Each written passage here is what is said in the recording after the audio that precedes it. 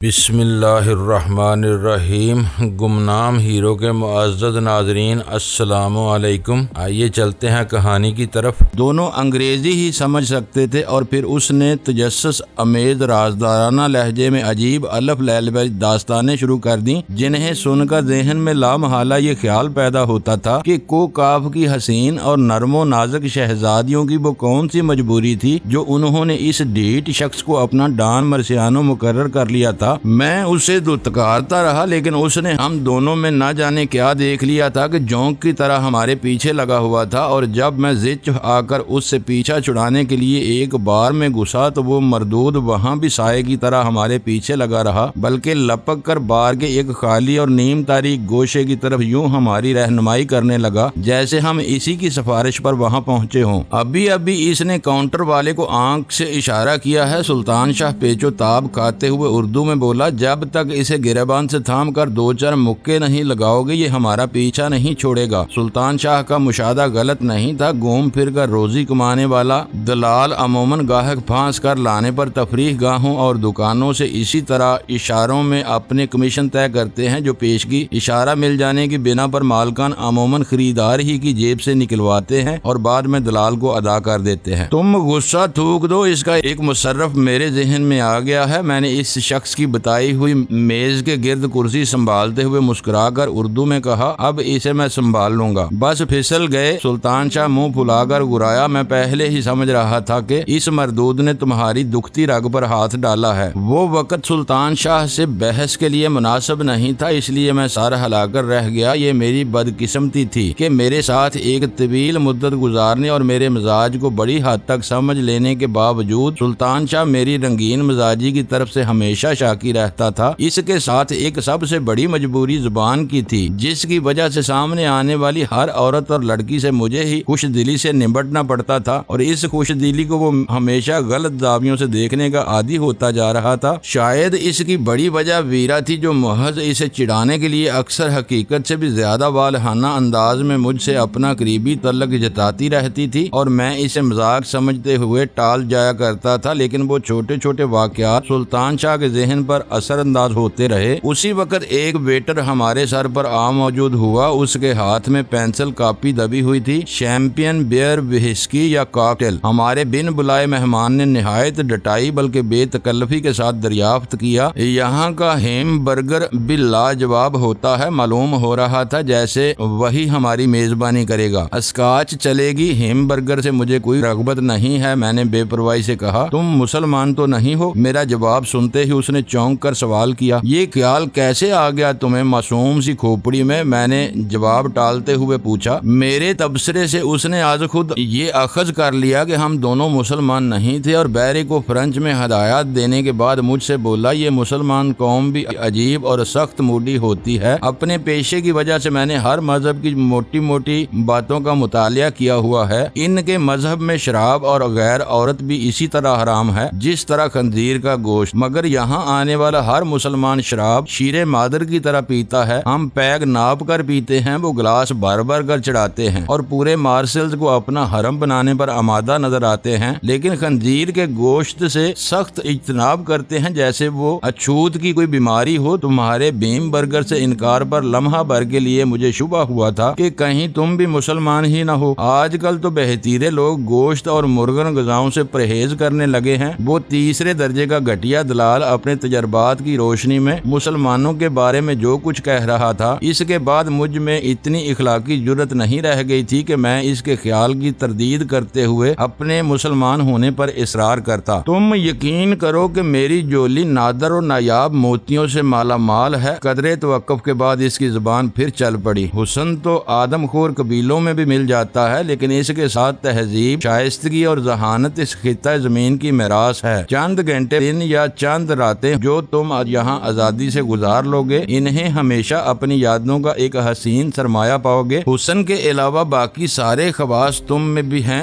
میں نے اس کی آنکھوں میں دیکھتے ہوئے اس کی بات کاٹ کر کہا، لیکن تم نے ابھی تک اپنا نام نہیں بتایا۔ اس کے چہرے پر حیرت اور بخلاہٹ کے آثار نمودار ہوئے اور وہ تقریباً ہکلاتے ہوئے بولا تھا، خادم کو لوستاں کہتے ہیں، لیکن تمہاری بات کا مطلب نہیں سمجھ سکا۔ اسکاچ پیو گے تو سب کچھ سمجھنے لگو گے۔ میں نے مسکراتے ہوئے کہا، اپنی رٹی رٹائی تقریریں کرتے ہوئے یہ نہ بھولا کرو کہ انسان کو جنت سے نکلوانے والی عورت ہی تھی۔ اس کے منہ سے بے ساختہ کچھ ناقابل فہم کلمات نکلے تھے جو شاید اس کی مادری زبان پر مشتمل تھے، کیونکہ مشکل وقت میں عموماً ہر شخص مادری زبان کا ہی سہارا لیتا ہے۔ سلطان شاہ اس بدلی ہوئی صورتحال سے محظوظ ہو رہا تھا۔ اس نے اردو میں کہا، ہوشیار رہنا یا کسی بھی لمحے کرسی چھوڑ کر نکاسی کے راستے کی طرف دوڑ لگا دے گا۔ تمہیں خوفزدہ ہونے کی ضرورت نہیں مسٹر لوستاں، میں نے اسے پچکارتے ہوئے کہا، ہم تمہارا بار کا بل تو آسانی کے ساتھ ادا کر دیں گے، لیکن اس سے زیادہ فضول خرچی کے لیے ہمارے پاس رقم نہیں ہے، اور اب اس سلسلے میں ہم تمہارے مدد کے طلبگار ہیں۔ اس کے منہ سے بے اختیار ایک گہرا سانس آزاد ہو گیا۔ تم نے تو مجھے ڈرا ہی دیا تھا۔ شاید ہم لوگوں نے ایک دوسرے کا غلط انتخاب کیا ہے۔ نہ تم کوئی فضول خرچہ اور عیاش آسامی ہو، اور نہ میں پیسہ بنانے کی کسی آسان ترکیب سے واقف ہوں۔ مجھے ایسا کوئی ہنر آتا تو میں تم جیسے سیاحوں کی چاپلوسی کرنے کی بجائے اپنا گھر بسا کر بچے پالنے میں اپنی بیوی کی مدد کر رہا ہوتا۔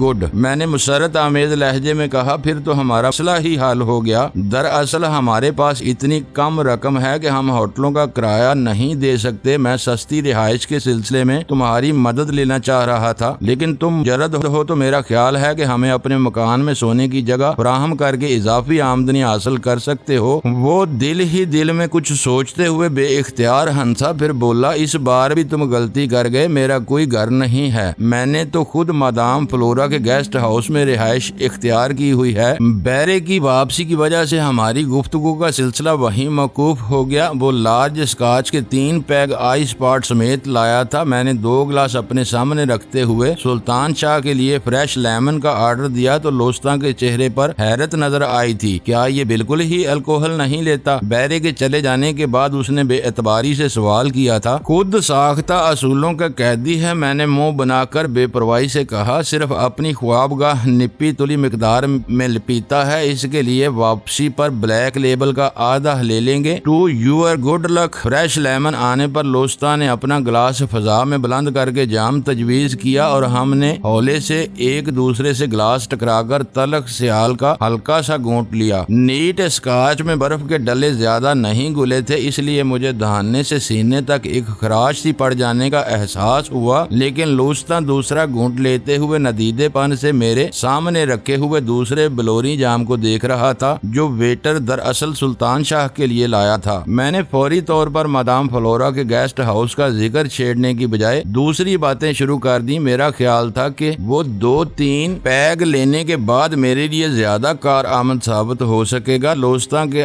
ٹکرانے سے پہلے میرا ارادہ 10 بجے تک وقت گزاری کا تھا تاکہ فون پر سائمن بولیتو سے بات کر کے کسی طے شدہ مقام پر اس سے سلطان شاہ کے شناختی کاغذات لے سکوں۔ اس کے بعد ہم بے فکری کے ساتھ مارسلز کے کسی بھی ہوٹل میں قیام کر سکتے تھے، لیکن لوستاں سے ملاقات ہوتے ہی مجھے یاد آیا کہ شی والوں نے ویرا کی تمام تر احتیاط کے باوجود ہوٹل مارٹن میں اس کا سراغ لگا لیا تھا، اور اگر جمی لائٹ کو ذرا بھی شبہ ہو جاتا کہ مرسیڈیز میں وہ مجھے ٹھکانے لگانے میں ناکام رہا تھا تو وہ اپنے سارے وسائل یکجا کر کے کسی بھی ہوٹل میں ہمارا پتہ چلا سکتا تھا۔ اس خطرے کے پیش نظر محفوظ صورتحال یہی ہو سکتی تھی کہ ہم روایتی ہوٹلوں میں ٹھہرنے کی بجائے لوستاں جیسے کسی شخص کے ساتھ قیام کریں جو ہمارے شریفانہ رویے اور ہوٹل سے کم مگر معقول معاوضے پر ہمیں پناہ دے سکتا تھا۔ ہمیں ویسے بھی مارسل سے جلد از جلد نکل بھاگنا تھا، لیکن روانگی سے پہلے میں یہ جاننا چاہتا تھا کہ ویرا کو شی والوں نے ہی اغوا کیا تھا یا وہ افراتفری میں کسی تیسرے افریق کی تحویل میں چلی گئی تھی۔ لوستاں نے مادام فلورا کے گیسٹ ہاؤس کا انکشاف کر کے ہمارے لیے اور آسانیاں پیدا کر دی تھی۔ اگر اس گیسٹ ہاؤس میں ذرا بھی گنجائش ہوتی تو لوستاں کی سفارش پر ہمیں وہاں قیام کی اجازت مل سکتی تھی۔ اس اعتبار سے لوستاں یک بیک ہمارے لیے ایک اہم مہمان بن گیا جس کی میزبانی شایان شان طریقے سے ہونی چاہیے تھی۔ اس نے اپنے پیمانے سے پگھلتی ہوئی الکوہل زدہ برف کا آخری قطرہ چوس کر خالی اور سوکھا جام میز پر رکھا تو میں نے اپنے سامنے رکھا ہوا دوسرا پیگ اس کی طرف سرکا دیا۔ اس وقت میں مصلحتاً سست رفتاری سے پی رہا تھا اور لوستاں کو سہارا دے کر اس بار سے لے جانے کا منصوبہ بنا رہا تھا جس کی آنکھوں میں خمار کے سرخ ڈورے تیرنے لگے تھے۔ ابتدا میں ذرا تیز پیتا ہوں، وہ ندامت امیز لہجے میں بولا، تم تم پیگ ختم کر لو، پھر دوسرا دور ایک ساتھ شروع کریں گے۔ ہم یار باش لوگ ہیں، میں نے اس کی طرف جھک کر کہا۔ تکلفات میں پڑھ کر تم اپنا لطف غارت کر لو گے، تم شروع ہو جاؤ۔ مجھے تم جیسے بلا نوشوں کے ساتھ پی کر خوشی ہوتی ہے، میں برا نہیں مانوں گا۔ یہ یاد رکھنا کہ بل تم ہی کو دینا ہے۔ اس نے دوسرے پیگ سے اپنے لب تر کرتے ہوئے گویا مجھے وارننگ دی۔ میں ہنس پڑا۔ تم فکر نہ کرو، ہم اتنے کلاش نہیں ہیں، پوری بوتل بھی صاف کر گئے تو پیسے کم نہیں پڑیں گے۔ ہاں، کو کاف کی سیر کو چل پڑے تو صبح کلاش ہی لوٹیں گے۔ میرا لہجہ اس وقت بہت فراخ دلانہ ہو گیا تھا۔ تم بہت نیک اور مہربان آدمی ہو، وہ ایک ہلکی سی ہچکی لیتے ہوئے بولا۔ باہر سے آنے والے ملاح تو کبھی اپنے گائیڈ کو کھانے پینے میں شریک نہیں کرتے، کوئی زیادہ پیاز ہو تو ایک آدھا گھٹیا ڈرنک دلوا دیتا ہے۔ تم تو مجھے ڈیلیکس اور وہ بھی اپنے سے زیادہ پلوا رہے ہو۔ کاش تم مجھے روز ملتے رہو۔ اس پر شراب اپنا رنگ جمانے لگی تھی۔ مل سکتے ہیں۔ اس کا دوسرا پیگ ختم ہونے والا تھا اور اس بار میں بھی اسی کے ساتھ نئے پیگ کا آغاز کرنے والا تھا، اس لیے میں نے آہستگی کے ساتھ کہا، بلکہ تم چاہو تو ہم ساتھ ہی رہ سکتے ہیں۔ نہیں رہ سکتے، وہ بچی کچی بہسکی اپنے معدے میں انڈیلتے ہوئے اداس لہجے میں بولا۔ میرا گھر نہیں ہے اور مادام فلورا رات کو کسی مہمان کو ٹھہرانے کی اجازت نہیں دیتی۔ پھر اس نے آنکھیں پھاڑ کر میری طرف غور سے دیکھتے ہوئے کہا، شاید تمہیں جن سے مخالف سے کوئی رغبت نہیں ہے، ایسے لوگوں سے مجھے خوف آتا ہے۔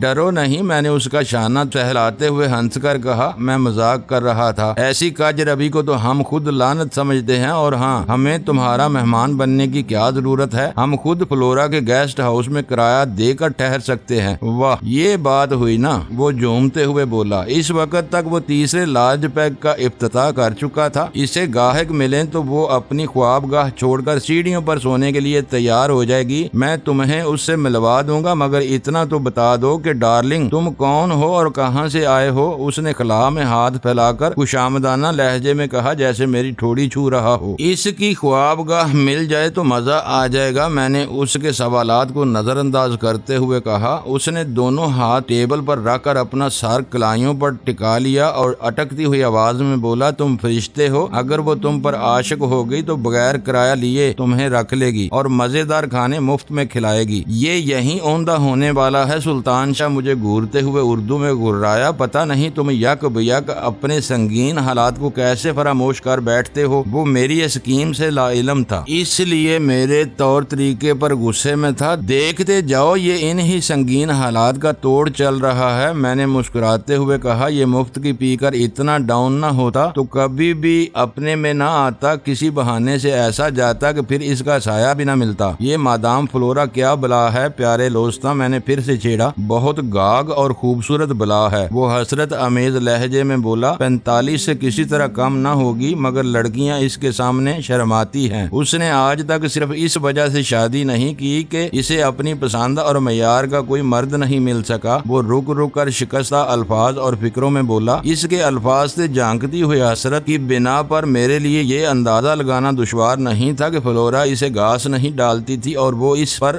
زہریلے تبصرے کر کے اپنے جلے ہوئے دل کے پھپھولے پھوڑنے کی کوشش کر رہا تھا۔ تم سے تو گہری دوستی ہوگی اس کی، میں نے اسے چھیڑا۔ اس نے جھومتے ہوئے سر اٹھایا، نیم و آنکھوں سے میز پر اپنا پیمانہ تلاش کیا اور پھر ایک بڑا گھونٹ اس کے معدے کے علاوہ میں اتر گیا۔ بڑی خود غرض ہے، میری مالی حالت پتلی رہتی ہے، کبھی کبھار اس کا ہفتہ وار کرایہ ادا کرنے میں بھی تاخیر ہو جاتی ہے، اس لیے وہ مجھے منہ نہیں لگاتی۔ اب شراب کچھ چڑھ رہی ہے، وہ ہچکی لیتے ہوئے بولا۔ ایک ہیم برگر منگوا دو تو مزہ ہی آ جائے گا، میں کئی دن سے اس کے لیے ترس رہا ہوں۔ اسے خنزیر تم ہی کو کھلانا ہوگا۔ میں نے بیرے کو آرڈر دینے کے بعد ریسٹ واچ پر نگاہ ڈالتے ہوئے کہا، 10 بج رہے ہیں، میں سائمن کو فون کر کے آتا ہوں۔ اور سلطان شاہ برے برے منہ بناتا رہ گیا۔ میں نے کرسی چھوڑی تو لوستا تیسرا پیگ خالی کر کے میز پر منہ اوندھا اوندھائے بیٹھا بے تکے انداز میں سیٹی پر کوئی دھن گنگنانے کی ناکام کوشش کرتے ہوئے یہ جتانے کی کوشش کر رہا تھا کہ شراب اسے چڑھی نہیں تھی، حالانکہ اس کی حالت ابتر ہو چلی تھی اور اپنے قدموں پر ٹوائلٹ تک جانے کے قابل بھی نہیں رہا تھا۔ میرے حساب سے اس نے زیادہ نہیں لی تھی، مگر ندیدے پن کی وجہ سے پینے میں غیر ذمہ دارانہ عجلت سے کام لے بیٹھا تھا، جس کا خمیازہ اسے بہرحال بھگتنا تھا۔ میں بار کے پبلک فون بوتھ میں پہنچا تو نمبر ملاتے ہی ریسیور میں انسپیکٹر سائمن کی احترام امیز آواز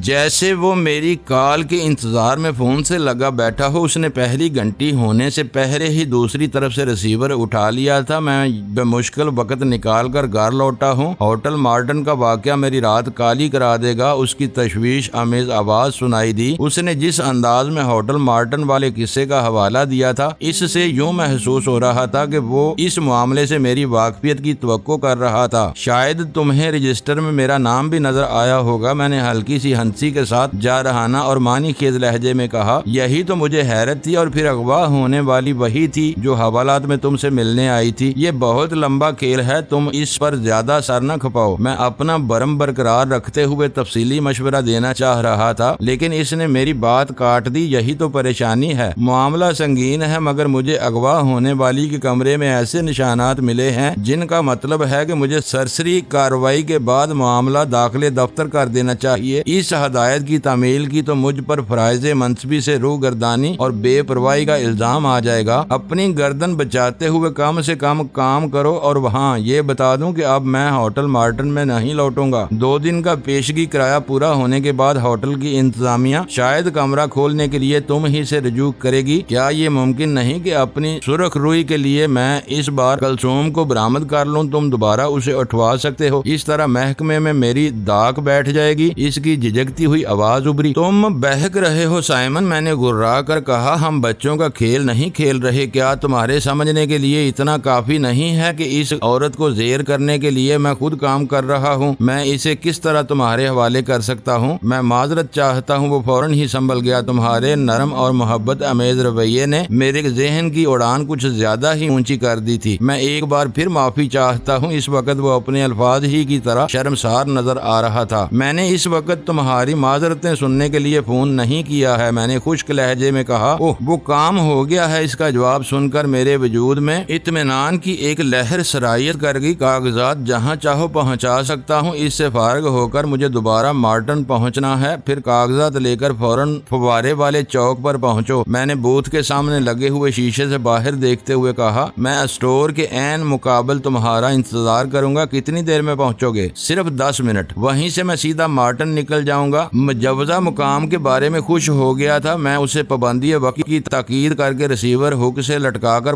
بوتھ سے نکل آیا۔ میں میز پر واپس پہنچا تو سلطان شاہ غصے اور بیزاری کے عالم میں لوستا کو گور رہا تھا، جو دونوں ہاتھوں میں ہیم برگر تھامے اسے دانتوں سے کاٹنے میں مصروف تھا۔ میرے پہنچنے پر بھی اس کے انہماک میں کوئی فرق نہیں آیا تھا۔ اپنے تاثرات پر قابو رکھو برخوردار، میں نے سلطان شاہ کے قریب پہنچ کر آہستہ سے اردو میں کہا۔ بعض اوقات عاشقی میں اس سے بھی زیادہ ناگوار لمحات آتے ہیں۔ ناک منہ چڑھا کر تم خود کو دوسروں کی نگاہوں کا مرکز بنا لو گے۔ تم کیوں نہیں بیٹھ رہے یہاں؟ اس نے سار اٹھا کر مجھے گورتے ہوئے سوال کیا۔ میں تمہارے کاغذات لینے قریبی چوک تک جا رہا ہوں۔ 15-20 منٹ تک تم ہی کو اسے برداشت کرنا ہوگا، میں نے نرمی سے کہا، اور وہاں سے نکاسی کے راستے کی طرف ہو لیا جو اس وقت خالی پڑا ہوا تھا۔ حالات ہمارے حق میں رفتہ رفتہ پیچیدگی اختیار کرتے جا رہے تھے۔ ویرا کے اغوا کے بارے میں اپنے تمام تر اندازوں کے باوجود میں بے یقینی کا شکار تھا، اور اس کی قید کا تصور میرے لیے سہانے روح بنا ہوا تھا۔ لیکن سائمن بولیتو نے ویرا کے کمرے سے ملنے والے شی کے علامتی نشان کا انکشاف کر کے یہ واضح کر دیا تھا کہ ویرا شی یا بے الفاظ دیگر جمی لائٹ کی قید میں تھی، جو آخر کار خود کو ویرا کا باپ تسلیم کر چکا تھا۔ وہ کتنا بھی شفاق اور خود غرض رہا ہو، لیکن مجھے پورا یقین تھا کہ وہ ویرا کو کسی ناروا تشدد کا نشانہ نہیں بنائے گا۔ اسی کے ساتھ یہ بھی ایک کھلی حقیقت تھی کہ جمی لائٹ کی نجی تحویل سے ویرا کو آزاد کرانا آسان کام نہیں تھا۔ دوسری طرف وہ جس طرح ہر آڑے وقت میں ہمارا ساتھ دیتی رہی تھی، اس کا تقاضا تھا کہ ہم برے وقت میں اسے بے یارو مددگار نہ چھوڑیں۔ بے شک وہ غزالہ کی گمشدگی کی قصوروار تھی، لیکن اس نے اپنے ایک قصور کے ازالے کے لیے اس قدر بے خوفی اور دلیری کے ساتھ ہمارا ساتھ دیا تھا کہ اب اس کے بارے میں بھی اپنائیت سی محسوس ہونے لگی تھی۔ اسی کے ساتھ سائمن بولیتو بھی شی کا ایک خطرناک ہرکارا تھا۔ یہ میری خوش نصیبی یا سائمن کی بد نصیبی تھی کہ وہ شی کے مقامی چیف کو جواب دے تھا۔ اس کڑی میں پہلے گیری ہارڈ ہمارے ہاتھوں مارا گیا، پھر برونو شمٹ بھی ہمارے ہاتھ پیر ہلائے بغیر مکافات عمل کے تحت اپنے انجام کو پہنچ گیا، لیکن سائمن اس کی ہلاکت سے لا علم تھا۔ اس کے روابط ٹوٹنے کا فائدہ اٹھاتے ہوئے میں عارضی طور پر اسے یہ باور کرانے میں کامیاب رہا تھا کہ میں آئی مین تھا، لیکن میری ذات کا وہ سحر کسی بھی لمحے ختم ہو سکتا تھا۔ ویرا کے ہوٹل مارٹن والے کمرے میں ملنے والے شی کے نشان سے صاف ظاہر تھا کہ برونو شمٹ کے مار جانے کے باوجود شی کے کسی رکن یا چند اراکین کو پورے وثوق سے یہ معلوم تھا کہ غیر ملکیوں کے معاملات کی دیکھ بھال کرنے والے محکمے میں کوئی نہ کوئی ایسا ذمہ دار فرد موجود تھا جو شی کی علامتی وارننگ دیکھتے ہی تفتیش کا رخ کارروائی کو سمیٹ دینے کا نہ صرف مجاز تھا بلکہ اپنے اس اختیار کو استعمال کرنے پر مجبور بھی ہو سکتا تھا۔ شی کا وہ رکن کسی بھی لمحے انسپیکٹر سائمن کو ہوشیار کر سکتا تھا کہ مارسلز میں اس وقت جیف ڈارلنگٹن کے علاوہ کوئی اور آئی مین موجود نہیں تھا اور سارے آپریشن کی نگرانی جمی لائٹ بذات خود کر رہا تھا۔ اگر انسپیکٹر سائمن ویرا کے اغوا کی واردات کے حوالے سے اس میں ایک آئی مین کے ملوث ہونے کی نشاندہی کر بیٹھتا تو وہ معاملات براہ راست جمی لائٹ تک پہنچ سکتا تھا اور اسے خوب معلوم تھا کہ شی سے باہر سلور آئی کس کے قبضے میں تھی۔ ایسی صورت میں مارسلز میرے لیے موت کا پھندا بن سکتا تھا۔ اس وقت جمی لائٹ اور شی کے کارندوں کو اپنے ایک دشمن کے طور پر میرا نام تو معلوم تھا، لیکن ان کے پاس میری پرانی اور ناکارہ تصاویر کے علاوہ کوئی نئی شناخت نہیں تھی جس کے سہارے مجھے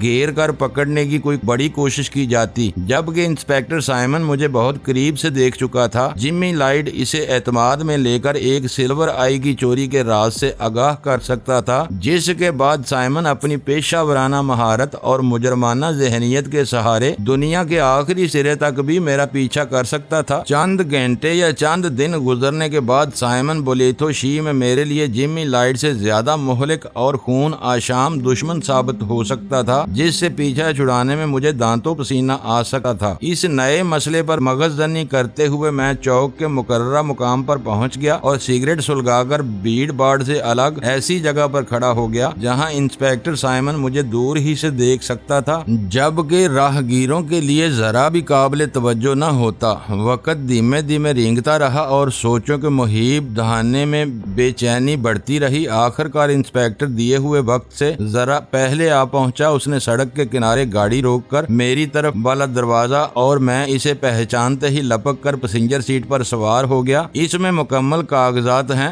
وہ ایک لفافہ میری طرف بڑھاتے ہوئے بولا۔ کار کا انجن بیدار تھا لیکن اس نے گاڑی آگے نہیں بڑھائی تھی۔ اس کے ہر انداز سے عجلت کا اظہار ہو رہا تھا، شاید اسے توقع تھی کہ میں کاغذات وصول کر کے گاڑی میں سے اتر جاؤں گا۔ گاڑی چلاؤ انسپیکٹر، اس کا تردد محسوس کر کے میں نے خشک کاٹدار لہجے میں کہا۔ یہاں گاڑی روک کر تم خود کو بلا وجہ لوگوں کی توجہ کا مرکز بنا رہے ہو۔ لفافہ میں نے جوں کا توں جیب میں ڈال لیا تھا۔ کدھر چلوں؟ اس نے بہت سست رفتاری سے گاڑی آگے بڑھاتے ہوئے بے جان لہجے میں سوال کیا۔ کہیں بھی جہاں سکون اور تنہائی ہو، میں نے اسی لہجے میں اچانک سوال کر بیٹھا۔ برونو شمٹ کا کچھ پتا چلا کہ وہ اس وقت اس موقع پر کہاں مرا ہوا ہے؟ وہ سوال کرتے ہوئے میری نگاہیں اس کے چہرے پر مرکوز تھیں۔ میں خود اس کی طرف سے فکر مند ہوں۔ وہ گاڑی اپنے صحیح مطلب میں لے جاتے ہوئے بولا۔ میں نے ایک ایک کر کے اس کے سارے ٹھکانوں سے رجوع کیا ہے، مگر ہر جگہ سے اس کے بارے میں مکمل لا علمی کا اظہار کیا جا رہا ہے۔ اس کی گرل فرینڈ میرے اور اس کے خصوصی مراسم سے واقف ہے۔ وہ بھی بس اتنا بتا سکی کہ برونو خاصا اسلحہ لے کر صبح سویرے کسی مہم پر نکلا ہوا ہے، ہوٹل مارٹن پر میری واپسی کا انتظار کر رہے ہوں گے، اس لیے میں ساحل سے ساحلی علاقے کی طرف جا رہا ہوں۔ آخری فکرے اس نے قدرے توقف کے بعد جھجکتے ہوئے ادا کیے تھے۔ اندھیرے میں میں خود ہی خود اسے گور کر رہ گیا۔ میں تمہارا زیادہ وقت نہیں لوں گا، لیکن فرض کرو کہ کسی مجبوری کی وجہ سے تم مارٹن واپس نہ جا سکو تو کیا ہوگا؟ میں نے اپنے لہجے میں ڈرامائی انداز بناتے ہوئے سوال کیا۔ لمحہ بھر کے لیے اسٹیئرنگ پر اس کا ہاتھ بہک گیا اور وہ روحانسی سی ہنسی کے ساتھ بولا، یہ ناممکن ہے، مجھے ہر حال میں واپس پہنچنا ہوگا۔ تاخیر ہوگی تو واپسی میں اس کے لیے کوئی معقول بہانہ بنا سکوں گا۔ ایک ذمہ دار پولیس افسر کو راستے میں کوئی مشتبہ کار نظر آ سکتی ہے جو کچھ دیر کے تعاقب کے بعد مشتبہ نہیں رہتی اور افسر اپنے کاموں کے فرائض کی طرف لوٹ جاتا ہے۔